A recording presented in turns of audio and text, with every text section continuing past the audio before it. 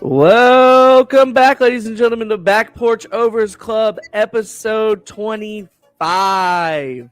25, that is a quarter of a way to 100. The century mark is we're heading to. Man, I am Back Porch Nate. I'm so happy to be back again on another pod with you guys. It is June 15th, 2023, the year of our Lord.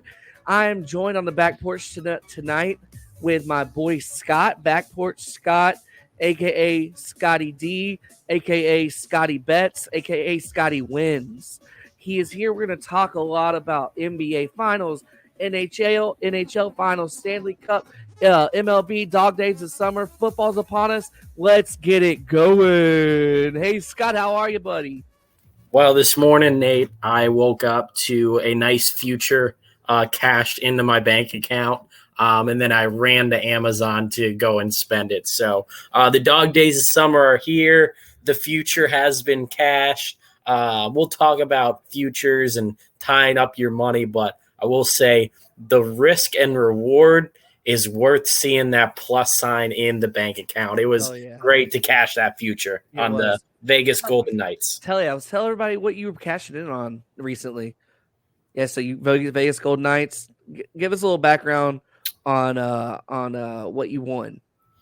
So I had 35 to win 287 for the Vegas Golden Knights. We bet them the day that we got to Vegas last month, beginning of May, weekend of Kentucky Derby. I believe it was the second round of the playoffs, and just entering second round. Yeah, it was I think it was game one of the second round that night. And everyone in Vegas was like, man, the Knights got a chance. Like Boston got eliminated. Like this might be the year for us. And it was like, all right, I'm drinking the Kool-Aid here in Vegas. Like, let's put some cash down on it. You went with the locals. The locals were ready. They were locals buzzing. knew what they were talking about. Yep, they knew what they were talking buzzing. About. We were happy. We saw the cash come in today, and that's the reward. That was my first championship future that I've cashed. So we'll always have the 2022-2023 Vegas Golden Knights. Well, congratulations, buddy. I'm very happy on you on that one. Thank you. All we do is win here in the Back Porch Overs Club. We don't win a lot of money, but we still win. Like we're not like big ballers. We're not just throwing like car payments down and trying to get a little pizza money. Pizza money, steak money. Take your family out for steak money. Mm-hmm. Make your wife. You win, put 10 down, you win 50, boom, bring her some roses. She's happy that you're winning. Everyone's happy. No one is mad about it. So they were plus, how much were they plus what? I had them at plus 600.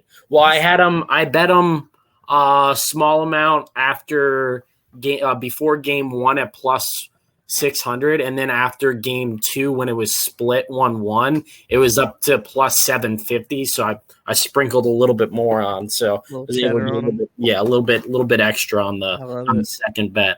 So that was awesome. Yeah, let's just get into NHL while we're segueing into it. I mean, I would say the NHL Conference Finals were way better than the Stanley Cup. Yeah, I think the Panthers they ran out of steam. I think it was steam. Their style of hockey, and I'm not a huge puck head, but I was able to watch this. Not a huge puck heads here. We're just learning. We're novice puck people. Yeah, it just seemed like their style of play wasn't fit to play against Vegas. And what I've noticed in the small time that I've watched hockey is that the goalie is it's so important. It might be the second most important position in all professional sports, right behind the quarterback, because if your goalie has the yips, you ain't going to do anything. And I think that's what we saw happen with Florida. I believe that they changed goalie in the first series of the playoffs, and then they went on a hot run, and then Vegas, they ate him. That's what his name is. Not Aiden. That's ate him up. That's what they did. They ate him up. Yeah. Yeah. It was on the Panther side of things, because in our household we're Panther fans because my wife is from Fort Lauderdale. So their goalie, Panthers goalie, was electric. during Eastern Conference Final. Yeah, Bob was awesome. Bob was awesome, and then he just went down the drain. I don't know. I just know that's probably super hard to find a puck when it's coming 90 miles an hour and there's dudes in front of your face. Yeah. The whole time. Like, that's pretty hard. Not to mention you're on ice skates. And you're on ice skates. And yeah, it's wild. My number one thing is, why don't they just get like 6'10", like 350 goalies? Yeah, They cover the width. They're really big. The goalies, they're cover the width. It's the width, not the height. Yeah, right. You know what I'm saying? Dude just sits down, just like, all right, come on, score. Oh yeah. My pop hole's closed and everything else is closed. Like, you have this barely. You have like a 3-inch, slit to throw this thing through. Like, I don't know. I'm just thinking about that. I was like, if I were a team, I would just find like Billy Bob. Yeah. Billy Bob, condition him to sit on skates for 20 minutes at a time. Yeah, for real. Hopefully his hand-eye coordination is good enough. It was very sad the way that series ended. Like, it was Florida going down 9-3. Like, very sad, like, pathetic way to go out. And it just seemed like it was going to happen that way.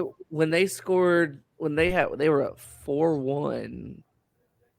The faces, you could just see the faces of the Panthers. Yeah, just a defeat. Like, we can't do this. We had a great run. This was awesome. Kudos to Vegas. They came out and shooting. Yeah. Panthers, like I said, we're novices here, but what I did learn about the Panthers is they're very selective with their shots. Mm-hmm. While Vegas wasn't. They were just shooting left and right, dude. And I think the more shots you shoot, the more opportunities you have to make them go in the goal. So let that be a lesson in life, everyone. But it was fun. It was definitely fun. Hockey's fun. I want to get more into hockey coming up this coming season because I did learn a lot more about it. Now, being a Predators fan myself, the Predators have been in the Stanley Cup. I still didn't really know anything about hockey, though. This year was the first time actually, kind of zoning in on hockey and trying to learn it. Mm-hmm. But yeah, man, let's keep these people updated. The NBA final has just ended. Yeah, NBA Finals. What's your take on that? What's going on there? The great Mike Malone. What a coach! What a story. They kept the team together, so I give them props. I don't get to watch a lot of Nuggets basketball, but I will say when I was watching them in that Lakers series as a huge LeBron fan, I looked at that team and I was like, wow, this team just has so much chemistry. Like, they know what they are doing. Like, they just knew where they were going to be passing the ball. It looked unfair, and that's when I knew that if Boston didn't beat Miami, that they were going to win it easily, and they did. Yeah. I don't know anything about basketball, being a short white guy, and round. I look like a basketball, but I'm not good at basketball. Mm-hmm. Didn't watch any Nugget games at all. Knew they were good. I knew they were good. The Nuggets parade today was awesome. As it should be. They deserve it after they deserve it. That city deserves it after having Colorado Rocky baseball and Russell Wilson football. Yes, that is very true. They had let's see. They had a KCP was absolutely obliterated. Jokic decided that he actually wanted to party today. I saw in his speech he's like, this is awesome. Like, I never want to leave, even though, like, after the game the other night, he was like, I want to get home to my horses. Like, I have to go home. What do you mean? I have to go home to I want to do Thursday. I want to go home. So I will say that it was a little disappointing when you talk about the matchup. like it was definitely not anticipated, but watching the Nuggets play, I think that we might have seen the end of super teams in the NBA is kind of the way that I saw the way this series unfold. So I think that is a great thing for the NBA in the upcoming future. One thing that hasn't been addressed, and I don't know why, because we were all anticipating it, the Ja Morant suspension wasn't announced. Not yet. Silver was like, "Oh, I'm going to wait until after the." And then now everyone's talking about the NBA draft. So yeah, you know, the league moves on, right? So, you know, the finals were fun, but it wasn't what the NBA scriptwriters wrote. Yep. They wrote Lakers Celtics, and we didn't get it, and it just seemed like no one cared. No one cared about the Nuggets being a very, very, very balanced team, and a team with good depth, and a team that pretty much dominated all year from the get-go.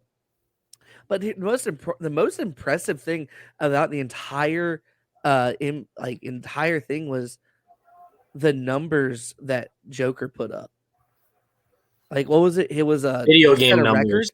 He set a record. Was it 600 points? Yeah, he had the most. He was the first player in NBA history to lead the NBA playoffs in points, rebounds, and assists in the same postseason. Out of the history of the NBA. Like, if you're listening to that, it's 2023.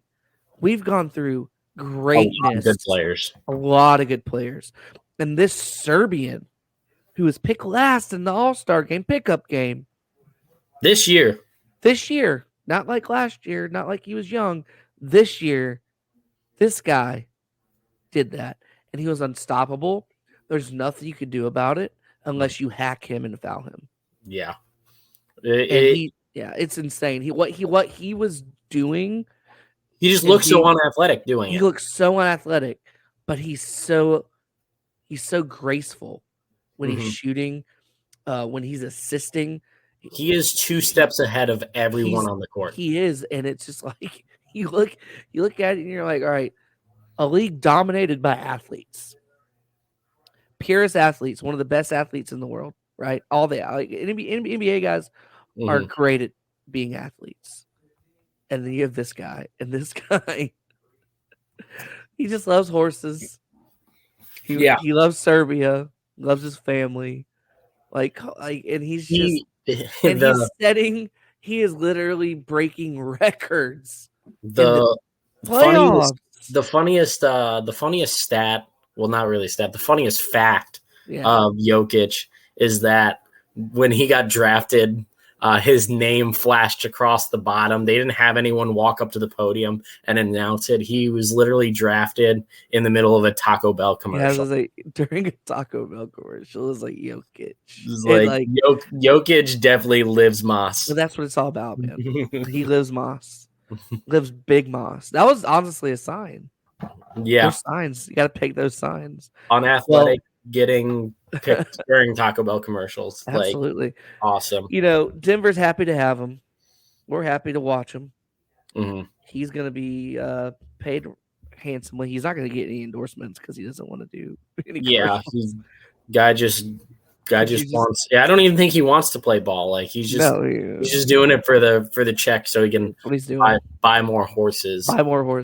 He's going to have a horse in the Derby. Yeah, one day. I can't wait. That horse is gonna be electric. Yeah.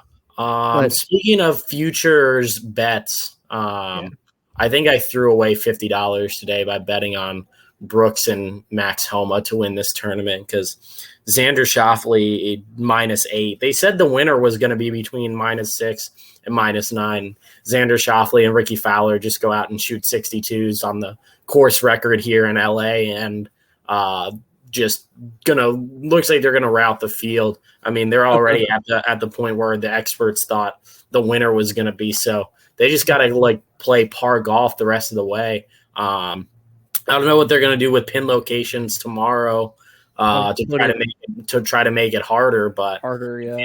I feel like -8 on the first round is not what the what the PGA Tour was looking for, and I'm kind of very concerned with my picks. But you know what? I back my boys. I think I should bet on them for every tournament because they'll win eventually.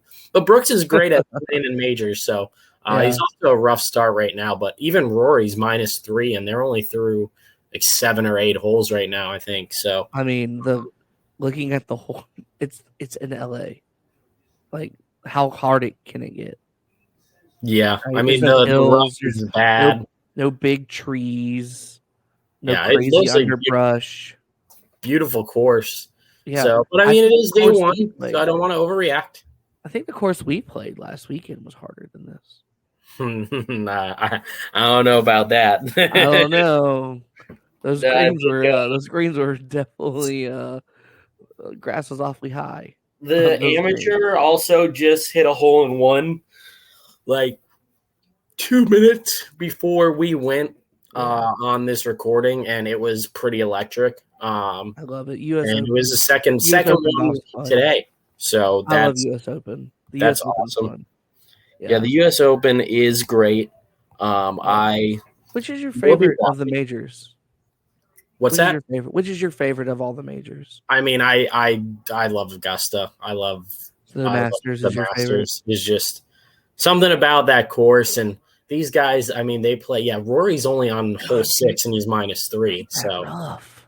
Yeah, it How's isn't. He hit out of that? God. Yeah, I don't know how he's gonna hit, and he just nailed Rory. Rory might be locked in. Thickest rough. Yeah, that's how it is around a lot of the holes. Yeah, because USGA, US Open regulates that the rough has to be like 7 inches high. Yeah, it's ridiculous. That looks like a pasture in someone's farm. It really does. And he just flopped that up there with his friggin' 60. Yeah. If you're watching this or replay, this is incredible stuff. I love it. We played some good golf though, Scott. Don't. All right, if you're listening, Scott and I and Ryan, we were at a wedding. Our buddy Christian's wedding was this weekend. Shout out, no free shout outs. But it was his wedding, and we were groomsmen. We got there a couple days earlier, had a great Airbnb. We had a good time. We played golf at a local course in Orlando, Central Florida, and we had a blast, man. Hey, there's Jake. Jake is in here. Jake's a huge golf guy. Huge golf guy, massive. Jake. Me and Brooks kept always play golf. we already just talked about Brooks. So welcome, Jake. If you're listening on the audio version of this, Jake just joined us. Jake was also at this wedding and also a groomsman at this wedding as well. We had a phenomenal weekend with the boys. Back porch dominated as always. Jake, it looks like you're muted still, bud. Yeah, no, I muted it. I'm having to do this through my phone, so if the quality's not okay. Up to par, no, the quality's fine. We'll edit. Yeah, it's all post edit. Those Apple microphones are like so legit. They make audio sound great for wired phones. It's insane. Little magic. That's all that matters. Hey, you keep muting yourself. It's cool though. But Jake, catch us up, man. We just started talking to NHL. Do you have anything to say about the NBA?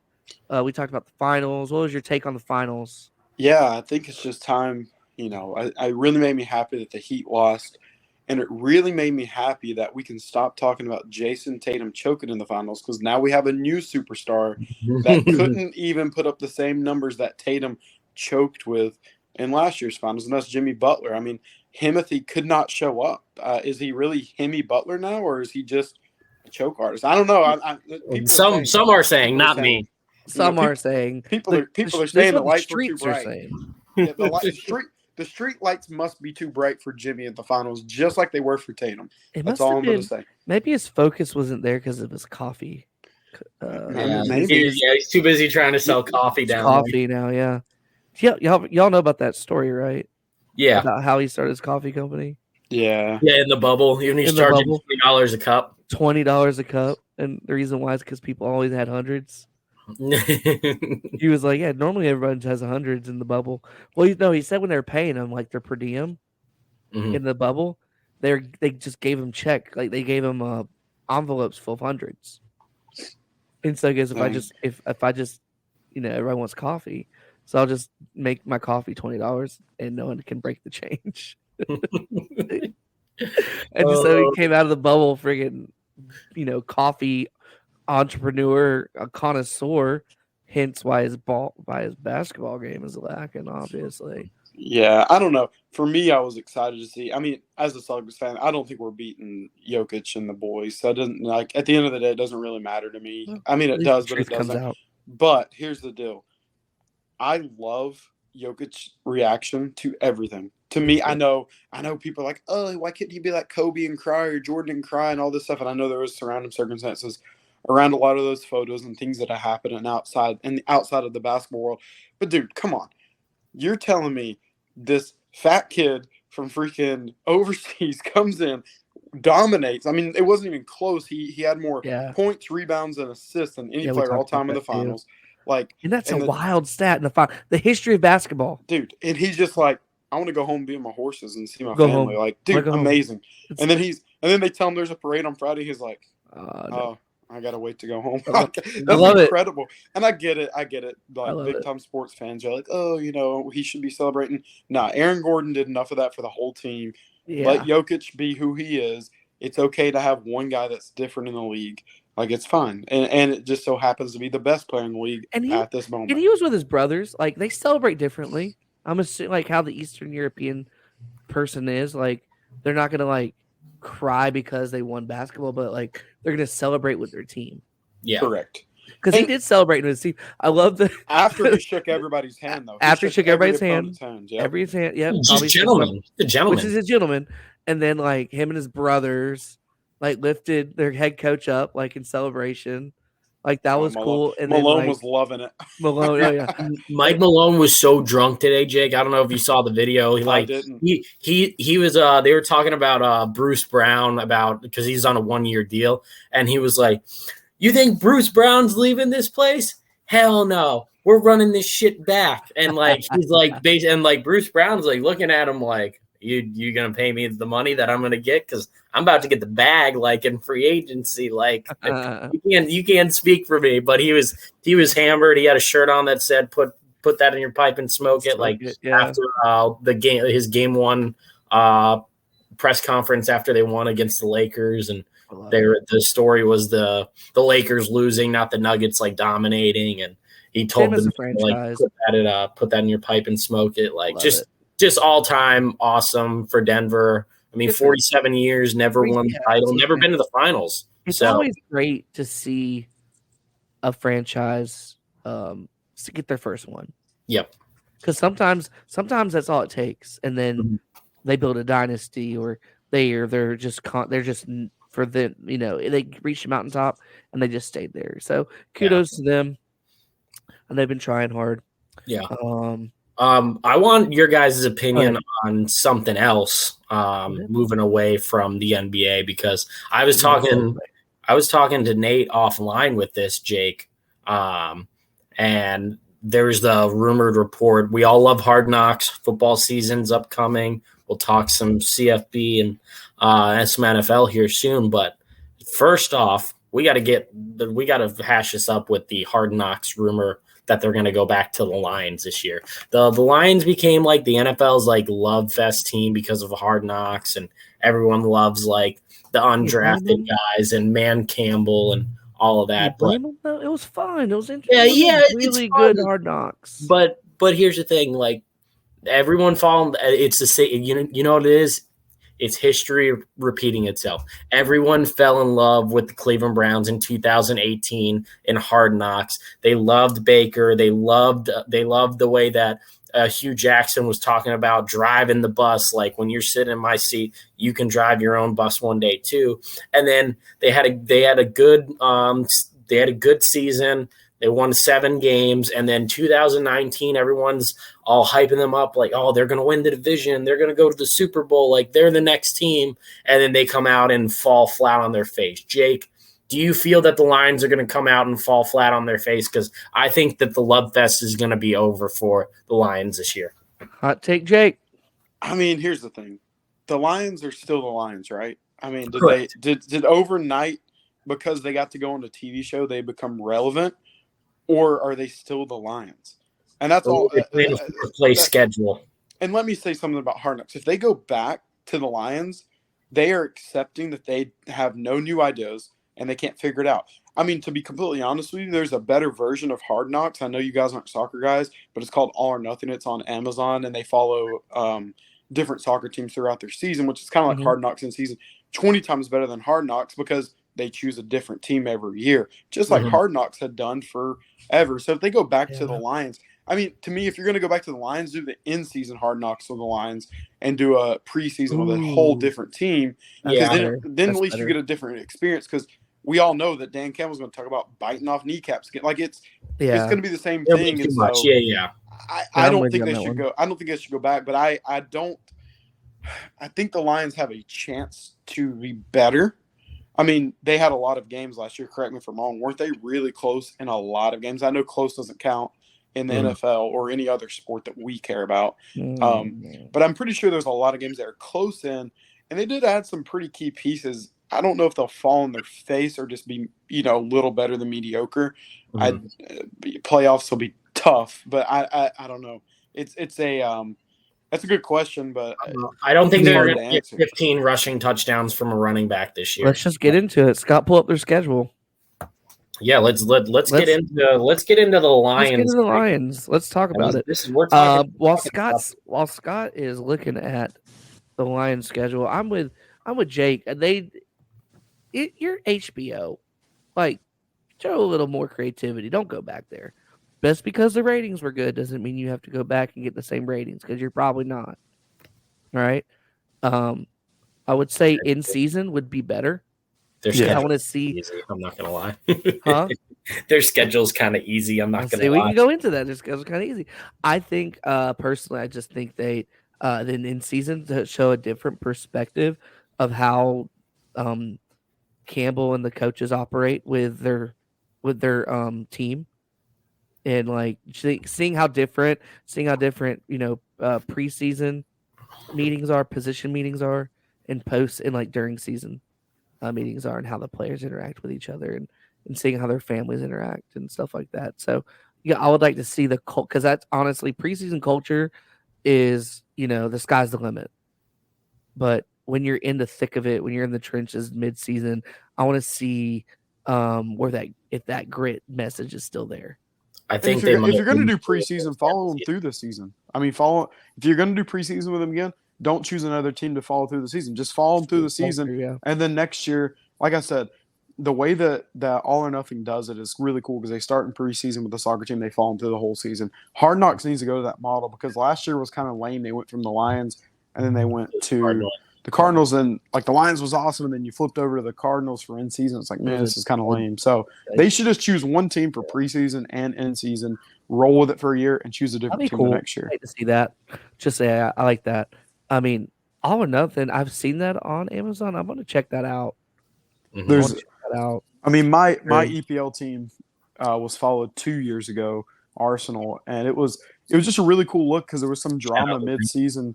Yeah, there was some drama mid-season with a player that basically broke team rules, and you got to see literally how Arteta, the head coach, dealt with it, and then they basically sold him for free. They got $0 for that player just to get him away because he was just creating a talk. But like you got to see it because it was middle of the season, middle of the transfer window, literally minutes before the transfer window ends. Aubameyang's gone by for $0. And as an Arsenal fan, you're sitting there going, we just gave away this top-notch striker for free, and then you got to see All or Nothing. You're like, okay, I agree with it. So it's kind of cool to get to see stuff like that with All or Nothing. It's always cool to get a sneak peek behind the veil. Yeah, how things are made. I remember on season 2 of the JUCO on Netflix, the JUCO football program. What is that called? Last Chance U. Last Chance U season 2. That head coach, he got a lot of flack for how he talks, and like he said, listen, no one cares how the sausage gets made as long as the end product's good. Yep. Right. But now everyone has their own opinion now because they got a chance to go into the sausage factory and see what's actually how it's made. That's true. So I want to see how it's made. I want to see the stress on these coaches. I want to know how hard it is to manage a roster.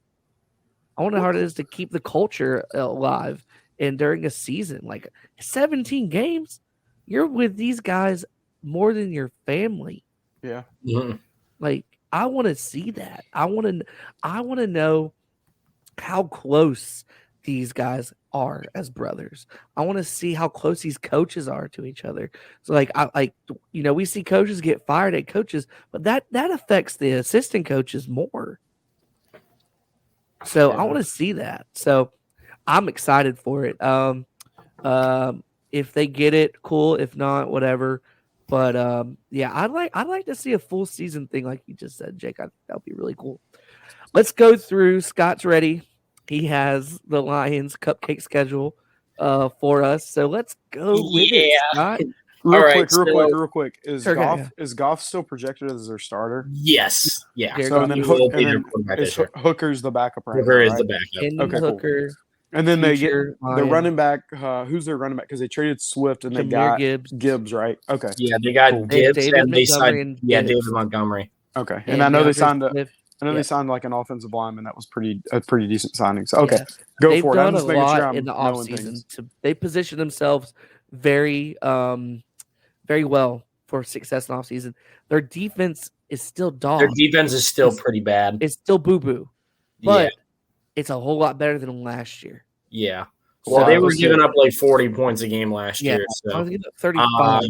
So they open up. They have the Kansas City Chiefs in KC on the opening game Thursday night. Chalk that up as an L. Yeah, ring ceremony, you're taking an L. Yeah, exactly. Yeah. I hope it's a good game, but it's an L. Yeah, me too. It'll be a good game, but it is not. Tickets as low as $275. Oh wow. Then week 2, they have they go home for 2. They get Seattle and then Atlanta. Seattle will be tough. Atlanta sucks, so they probably on the road is a win for them. Now, if it was Seattle at home, I would give Seattle. Seattle's really good at home. Well, no, they're at home for these 2, Seattle and Atlanta. So they're road games for the Lions? Yep. No. They're at home. Oh, okay. Yeah, I'm giving the Lions both those wins. Yeah, I think that it's a toss-up against Seattle, but I think that they should beat Atlanta. Yeah, Atlanta has no offense that compares to their offense. They'll just be a shootout. Both teams have terrible defense. Yeah. Then they have Thursday night on the road in Green Bay, division game. I don't know what Jordan Love is. No, like if Jordan Love give him plays, a dub. Give him a dub. That's a W.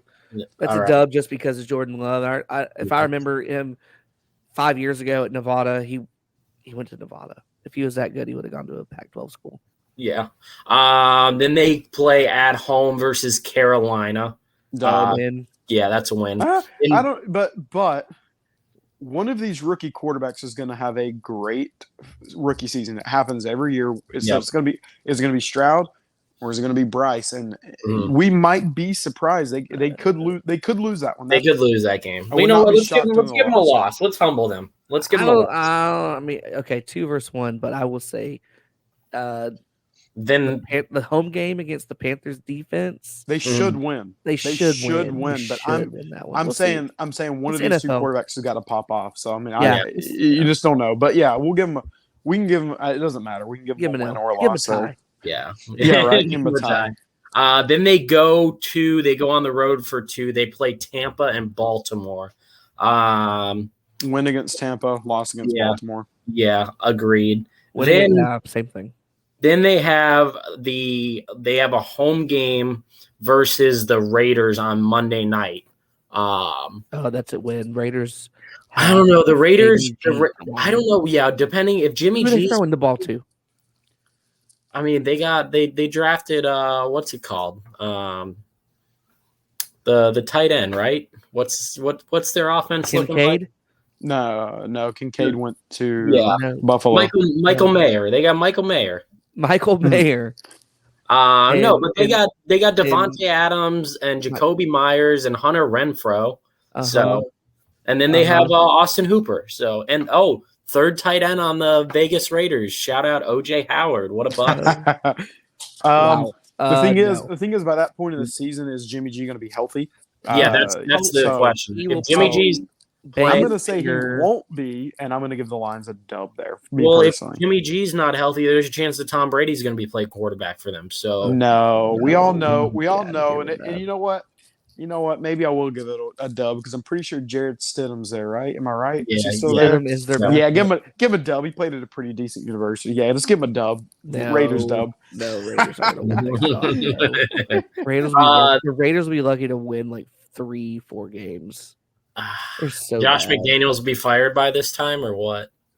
Year 2 of a letdown. It's technically not his fault, but yeah, he'll go back to Bill. Yeah.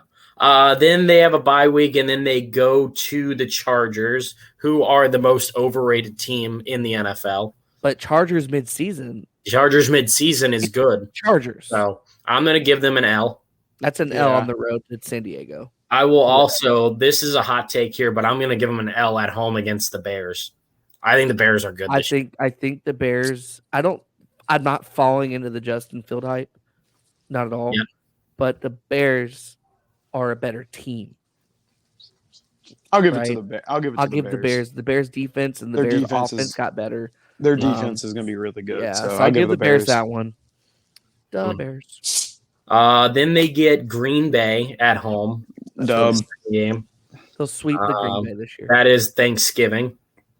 Ooh, that'd be a fun game to watch. That's the 12:30 Thanksgiving game. Then they have New Orleans. They go to New Orleans. To New Orleans? Yeah, that's tough. Derek Carr in New Orleans. I think Derek Carr, New Orleans. Jamal Williams is in New Orleans. Yeah, and so is Chris Olave. Michael Thomas, but he'll be hurt. New Orleans defense is still New Orleans defense. Yeah, exactly. So I got New Orleans on that one. Then they go back to Chicago. They'll lose in Chicago. Yeah. You think so? And then this is the hard part of the schedule for the Lions, and this is where I can see it fall apart. They go home versus Denver, at Minnesota, at Dallas, home versus Minnesota. I think that they could lose 4 in a row there. Is that to finish the season? That's to finish the season. All right, so do it again. Who's first? Denver. At Denver. Home versus Denver. Home versus Denver. There's so much. It's like, you're thinking like, I think Denver's gonna be better. I think Denver's gonna be better. They'll be better. Me too. That's a loss to Denver because Denver will be. Then they go to Minnesota. Loss. Then they go to Dallas on Saturday night. Loss. I think that's an L. And then they finish up home against Minnesota. Win. I think they split with Minnesota. But if they lose those they get swept by the Bears. Yeah.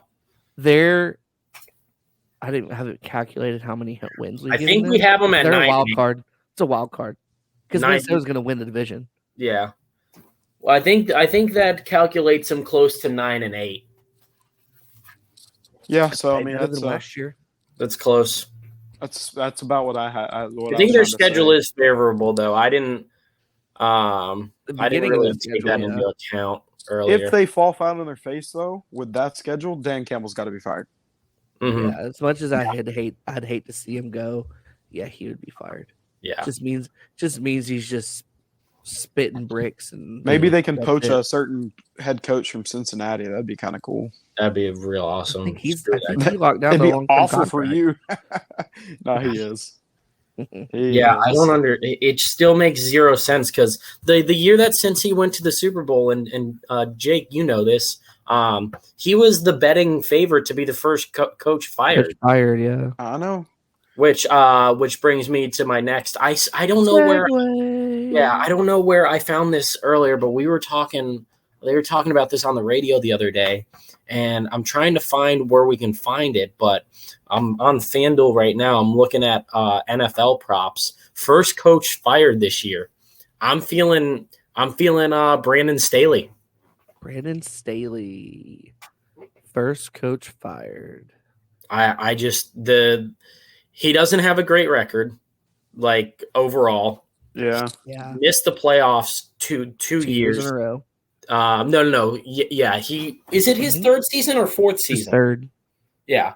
So he missed the playoffs the first year when he could have went in if they tied the game, he would have made the playoffs. Yep. And they ended up missing the playoffs. Yep. And then last year in the playoffs, they had a 27-0 lead on Jacksonville, and they blew it. Yeah. So it was a road game though. But if you're up 27-0 in the second half, yeah, you of deserve a football game. You deserve I'm with you. to win the game. And the thing is, like, he didn't try to take time off the clock.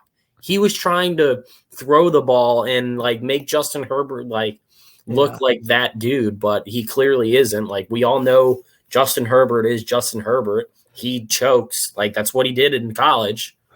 Yeah. He was a choker. I mean, he had a really good Rose Bowl. Yeah.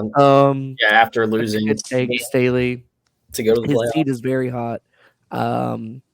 And they do have Kellen Moore as their offensive coordinator now, so like he's destined for a head coaching job himself. Yeah, so like they'd be quick. I think they might be quick to the boot. Because Brandon Staley's a defensive guy. Yeah, they didn't they draft like a wide receiver in the first round? Mm-hmm. Did they draft Quentin Johnson? Who'd they draft? Quentin Johnson. I think it's Quentin. You can look it up. I think it's Quentin Johnson though from TCU. Yeah, I'm pretty sure because that's three big wide receivers that they have. I'm gonna look it up. Yeah, they open up against Miami. That's actually a very good opening game. What a colorful game! Yeah, that is very colorful. That may be the most colorful game of the year. I wonder what they're gonna. Yeah, Quentin Johnson. Yep, is who they. Quentin Johnson. Then they got a running back, didn't they? Isaiah Spiller? No. Who got the Spiller? Chargers? Yeah. Yeah, he was with Buffalo last year, so that would have been a trade, pre-draft trade, or they might have cut him because they got who'd the Bills? The Bills picked up a running back from free agency. Is it James? No, not James. That was New England.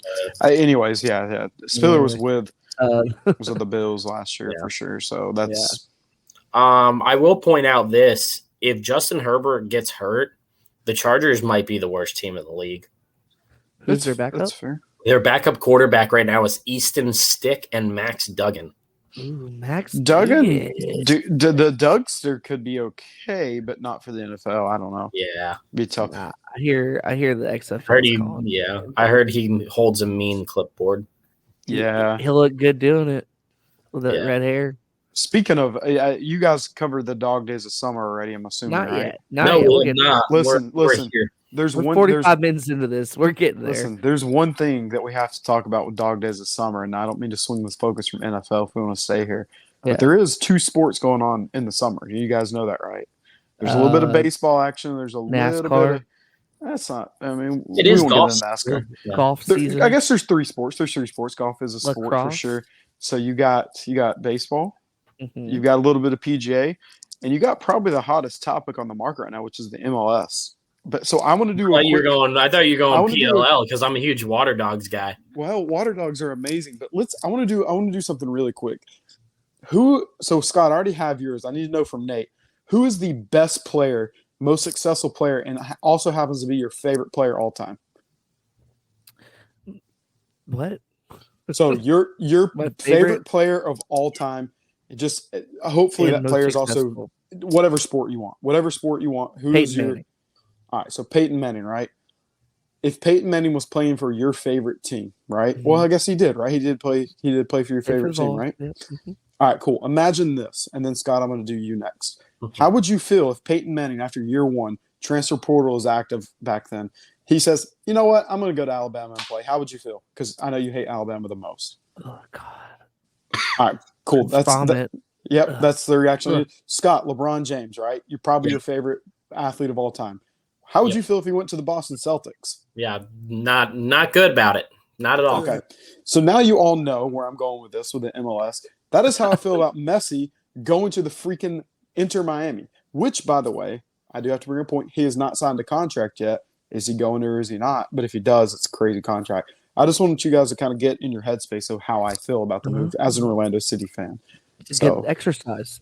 Yeah, Okay, so but we won't spend too much time on it. No. This is appropriate. This is appropriate talk. This is what the dog days is all about. Correct. You think I want to talk about the home run derby or who's going to be like the leading vote getter? Like, no, we'll talk about that a different day. We got a couple weeks until we put a future in on who's winning the home run derby.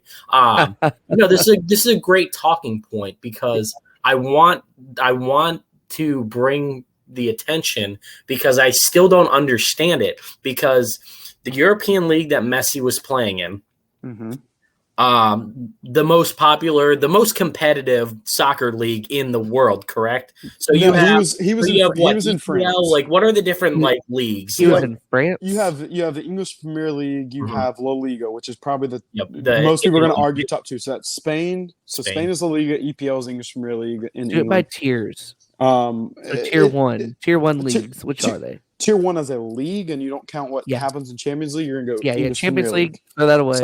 So English Premier League, top to bottom, most competitive league, toughest teams. There's a reason they get 4 teams in the Champions League every year. Okay. Second would probably be La Liga. La Liga, where's that at? That's Spain. So you could honestly put them in a tier together, tier one, right? Messi played in La Liga for Barcelona at one time. He did not come from Barcelona to where he's going to be in Miami. Then you have, I would say, tier two, you have the Bundesliga, which is the German league.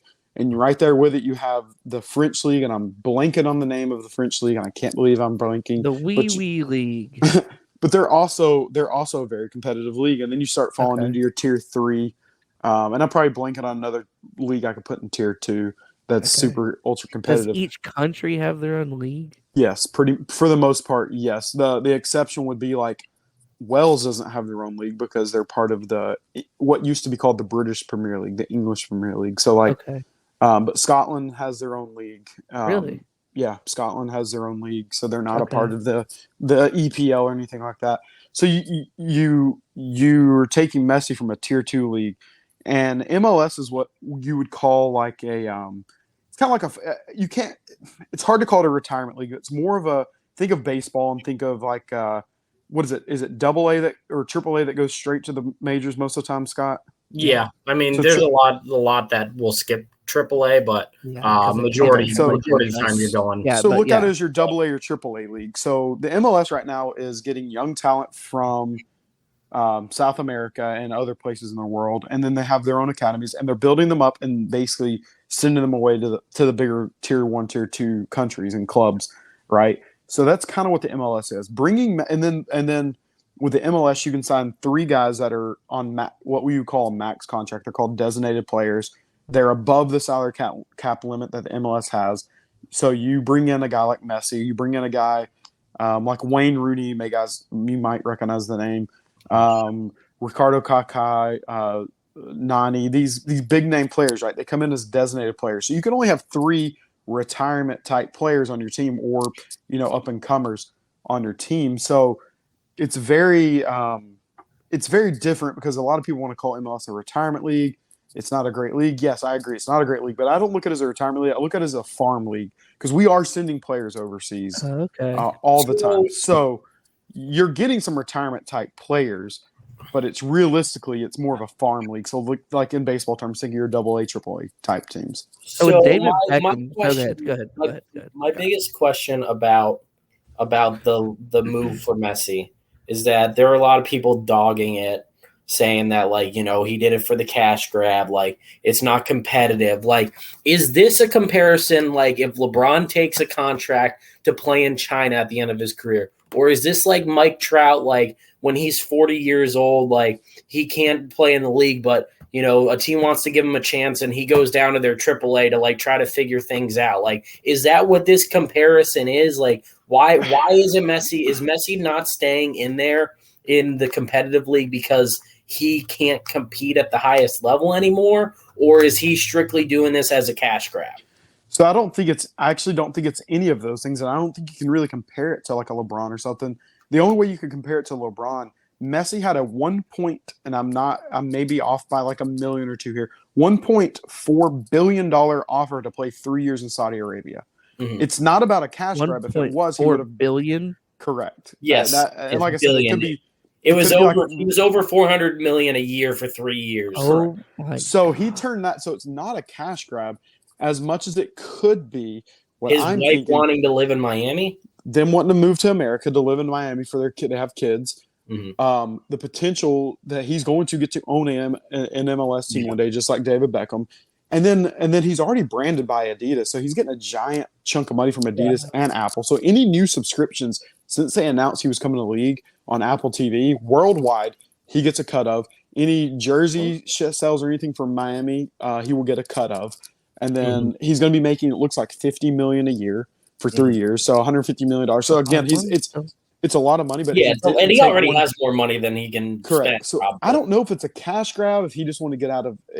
It's not a cash. Get out of Europe. It's so confusing because it's not a cash grab because if it was, he would have gone to Saudi Arabia. Yeah, he would have taken the blood money, but it's just so weird because like I look at him as the GOAT. Like we saw him in the World Cup and it was him and Mbappe and like in the finals and they're just so good. And it's like if he can still compete at that level, it's just weird that the competitor in these athletes are so high that you'd think that there is a reason why he's coming to America. It's not just the money. Like it's just so hard to like if you're not a diehard fan and see it to look at it and be like, this guy's washed and he's coming to like the MLS, which we all know the MLS.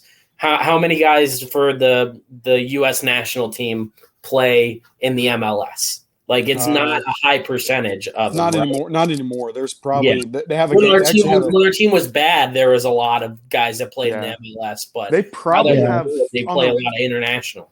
They play in a tournament game against Mexico tonight, and I think I saw like the US 7. Yeah, they play Mexico tonight. I think they have maybe 7 or 8 guys that play in the MLS, but that doesn't mean they're starting. I mean, you got to remember. Starters, it's 11 players, just like in American football, 11 players on the field, and then you can only sub 3 guys on, but you have a 21-man roster. I could be off on that number.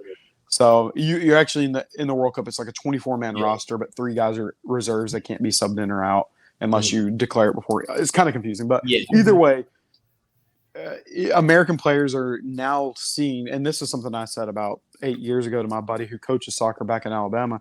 The only way America will ever be able to compete for World Cup is to get the heck out of America and go overseas and get into their academies, like Christian Pulisic did overseas with the Bundesliga with Borussia Dortmund. So I mean, you have to not be in America to be good. You can be a good American player, for instance. But our greatest if you're a goalkeeper, America's sport. Okay. Yeah, correct. Like if you're a goalkeeper, you can play in the MLS and then go overseas. I mean, that's proven time. Look what Tim Howard did back in the 08 World Cup, where he saved like 20 saves against. He was so good. Like I mean, and he played overseas a lot, but he also played a lot in America as well. So I mean, there's very specific positions where you can get away with it in America, but for the most part, you got to be overseas to be a successful soccer player. So well, look at that. Does the Messi in here? I know, right? Not expected. Does the Messi move to Miami tarnish his legacy? No, because at his age it doesn't. I think he's 34. At 34, Okay. At 34, the only guys getting playing time at big time clubs are guys like take Zlatan Ibrahimovic, for instance. He was here in MLS. He went back to Milan to retire, but he only played in the big time games when he was there. Would you rather 34, see? What is that like comparison to? 34 is like a 20 end of the road. It'd be like and it's rare to see, but it'd be like a 30-year-old running back in the NFL. It's rare, like maybe 29, 29, 30. It's a hard comparison to the NFL. Maybe how old is LeBron right now? He's like 39. So it's really unheard of to play past your 40s in the NBA for the most part, especially at his position. So I would say, like NBA wise, you're looking at like. So he's like 35, 36 for NBA years. So if he made this move when he was like 25. Oh no, that's your prime. You're not here now. That would be disgraceful. That would be him just coming here to say that's Jim Brown retiring. First off, he couldn't. We wouldn't have enough money to pay him at his level at 25. Okay. But second off, like he's coming here to play with guys that you guys as casuals or guys that don't really care about soccer would never have a clue who they are. It would make no sense. Is he coming to elevate the MLS? Is that like and that's like what a lot the of people president of MLS is like, I hey, think people just don't know. If you come here, can you elevate us to a next level? He's been really he's going to elevate the fan. He's going to elevate viewership for sure. Absolutely, I understand that. Which is why every single MLS team's having to kick in some money for his salary, which is the wildest thing in sports to think about. Like as an Orlando City fan, we're going to be giving Miami money to pay Messi's salary, but every single MLS franchise agreed to do it because they know, when he comes to town, the stadium's going to be sold out. Yeah. People are going to watch it. It's going to get guys. For instance, there's a guy that plays for Orlando. Yeah, there's a guy that plays for Orlando right now. That's his smart branding. Facundo Torres. Arsenal was looking to pay $20 million for him last year. If Messi comes down and Facundo has a great game, he's going to be getting offers for $50 million. I mean, it's only going to help the game. So his brand, his name alone is so freaking global that he can come to America where we're a tier 3 level, tier 4 level 3 or league, and elevate it by the time he's done playing to elevate it up to a 3 or a 2. Mm-hmm. Potentially. Again, you got to remember MLS is salary capped, and the reason it's salary capped, a little history lesson. There was a thing called the North American Soccer League. You guys probably know a guy named Pele, right? You've heard of him. Just a little guy, yeah. Right. So he retired, and then he decided, hey, I'm going to go play for the New York Metro Stars in the NASL. Well, along with him came some, I think Maradona came, a couple of big-name guys. Well, when they were done playing, it left the franchise in shambles because they paid so much money for him. There was no salary cap. Yeah. Nobody cared after that. But with the MLS being salary capped, Messi is going to come and going to elevate it, but the MLS won't just disappear off into the sunset. But it's also the reason I think we will never be a tier 2, tier 1 because we are salary capped. We won't pay the big guys to come here. But also the big guys don't want to come here. Think about how big England is compared to America. Yeah. You got to go from Miami to LA to play a game. The furthest you go is from the north of England to south of England. That's like going to Orlando to Philadelphia for a game. Maybe not even that far. Guys don't want to play here because the travel sucks, and teams are still using turf, which is the biggest slap in the face to soccer, in my opinion, you could possibly have. For the World Cup when it's here, every single stadium, Atlanta, Dallas, they have to have real grass put on their field, or they won't play the games. They'll have to find somewhere else to play. Yeah, that's a lot of money. Yep. But they'll generate the revenue to. Oh, I know they will. Absolutely. Yeah, absolutely. So. I'm excited for the World Cup to be in America. I mean, I probably won't be able to see an American team game. You're coming down to Miami, and we'll come up to Atlanta. We'll see some. We'll see some. Yeah.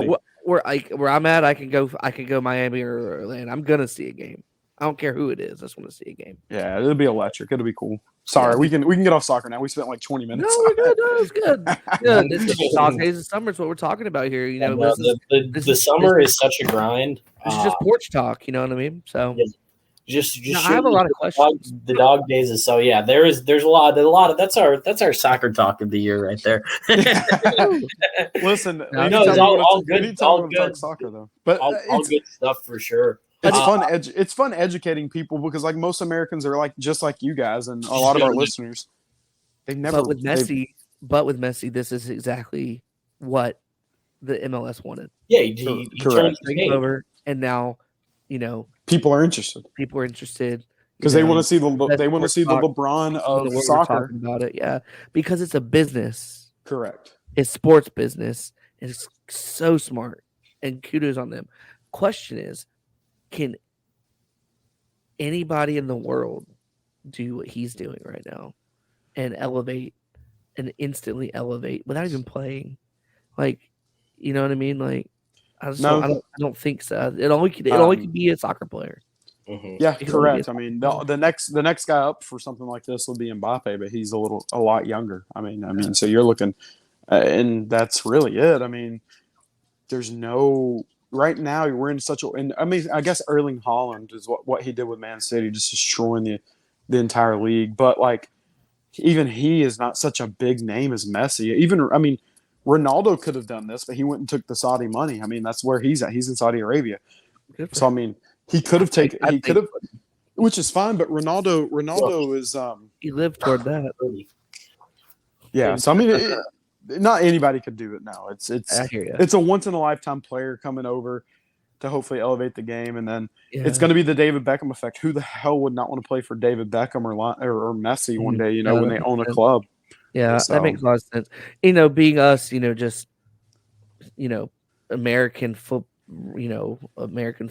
lovers, like we don't understand the magnitude of a Messi, of a Ronaldo. We just don't have those type of players in the States.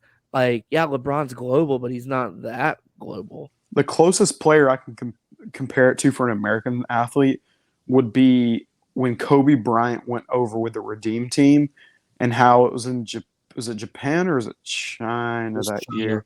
Beijing. And how people just freaked out over him because Kobe was but Kobe was an internationally well-known guy. I think he grew up a little bit in Argentina, or parents did or something. So I mean, he was a global name for the sport of basketball. So I mean, that's the closest American athlete I can compare him to. Because even LeBron's really, he's known worldwide, but I think Kobe was more liked worldwide than LeBron is. Gotcha. So I mean, that's the closest player I think you can compare him to. Cool. Nick, we're gonna give you that was a beautiful, educated football history lesson. Yeah, history lesson on that. And if you're listening to us, thank you for staying with us during that soccer talk. Hi, Jake. Not the norm. Hey, now we're gonna segue into the next stuff, and that's gonna be dog days of summer talk. We got some football to talk. We got some baseball mid-season classic. Man, we have all kinds of stuff. So Scott, lead us off, man. Lead us off. I'll lead us off with this. This course is just beating everyone up. Like, these guys putting look like us last weekend. Like, they're like 2 and 3 putting every hole. Like, it looks brutal out there. I'm sure these greens aren't as bad as the ones we played, though. Oh no! They're fast. They're quick, and they're sloped. I don't know if you've seen any of the. I'm about to go back to it right now. Yeah. Did you hear what? I don't know if you guys heard Max. Is it Max Homa? Yeah. How do you say? When he was talking on a podcast I was listening to today, he said, the greens are fast, but what a lot of people don't know is just on the other side of the greens, that rough is so thick. Like, guys, if they didn't have spotters, they would lose their ball in it because it's so thick. We were just talking about it before you came on. Rory just flopped it out of the rough onto the green, and it looked like a pasture. Yeah, it's like brutal. Before you cut it. Like, it was brutal. I was like, oh my gosh. Ugh. Yeah, I don't know how they're doing it. Like, God bless them. Like, Shoffley and are like have a day, and Rory's -5 through 8. Like, he's on a minus 12 pace right now. Like, didn't somebody shoot a 62 today? Yeah, Ricky Fowler and Xander Shoffley both shot 62 today. That's just crazy. Course record 61, as you know. Max with a 61. Max Homa has it. Massive. I love it. Golf is so much fun. I love it so much. It's so great, and like, after you watch it and then play it, like, you're able to appreciate like how good they are. They just strike everything. This is why I don't play golf right here, guys. This is why. We're gonna have fun doing it, man. Yeah, I'll play one day with you guys. I promise. Dude, it's just vibes. I'm putting it out there. Here you go. Yeah, we were just pounding Twisted Teas and seltzers and listening to Tim McGraw. Like, the first back porch invitational will be in 3 years. Let's do it. We'll do it at Kingsridge, right down the road. Kingsridge, former PGA course. Yeah, used to be on tour. We drove past it. Yeah, that one that was up 27 on the right. It's in a 55 plus community now. I love it. Let's do it. If you're hearing this 5 years from now, get your clubs ready. The back porch golf invitational, first annual. Yeah, we might have the poker invitational this fall. Is what it's. What it we'll have that too. Yeah, that'll be fun. Yeah.